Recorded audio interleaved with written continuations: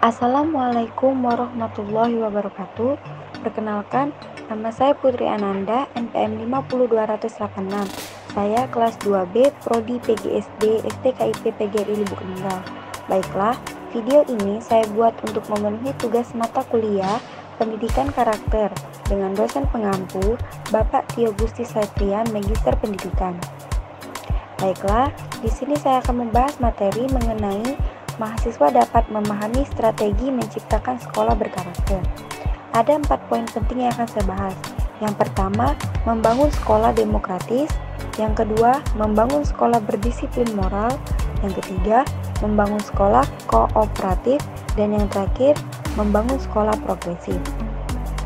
Baiklah, yang pertama yaitu membangun sekolah demokratis. Demokrasi dalam pendidikan mengandung unsur kemandirian, kebebasan, dan tanggung jawab. Demokrasi dan pendidikan merupakan dua istilah yang saling berkaitan satu sama lain, karena nilai demokrasi untuk dipahami dan dimiliki masyarakat harus melalui pendidikan. Begitu juga sebaliknya, agar pendidikan dapat menghasilkan lulusan yang memiliki kemandirian, daya kritis, dinamis, watak demokratis, dan senantiasa menjunjung harkat dan martabat manusia, maka pendidikan harus dilaksanakan dengan demokrasi. Indikator lembaga pendidikan yang demokratis, yaitu manajemen, materi, siswa, dan guru. Membangun sistem pendidikan yang demokratis di Indonesia melibatkan seluruh pelaku pendidikan dalam mempersiapkan, merancang, dan mengembangkan lembaga pendidikan yang berlandasan prinsip-prinsip dan nilai-nilai demokrasi. Nilai demokrasi harus melekat pada seluruh komponen pendidikan, yaitu nilai demokrasi melekat pada guru, peserta didik, dan kurikulum.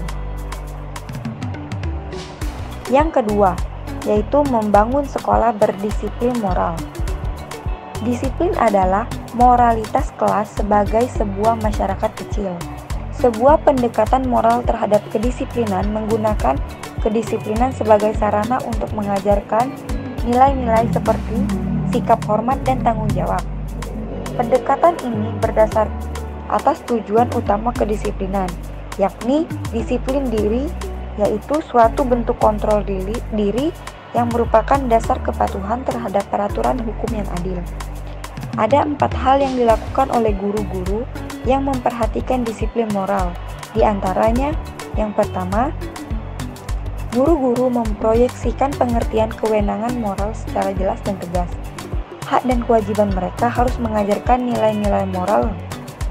Yang kedua, guru-guru memandang kedisiplinan, termasuk persoalan membuat peraturan, sebagai bagian yang lebih besar dari pengembangan komunitas moral yang baik di dalam kelas.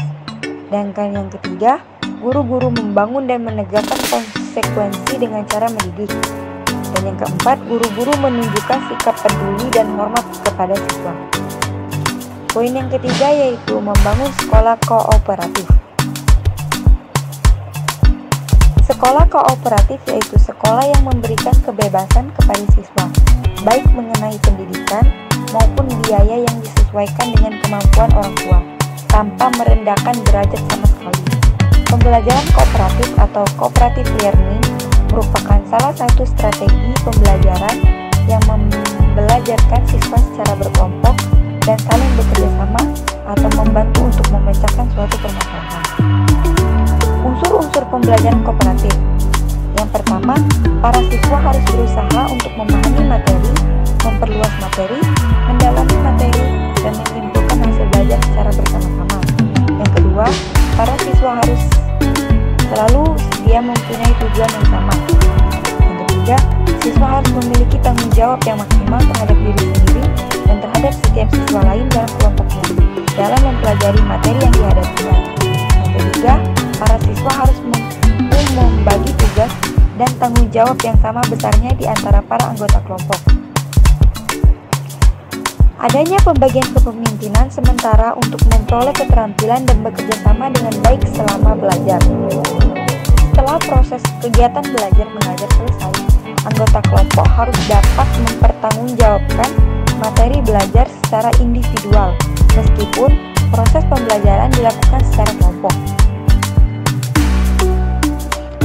Yang terakhir adalah membangun sekolah progresif berbasis karakter.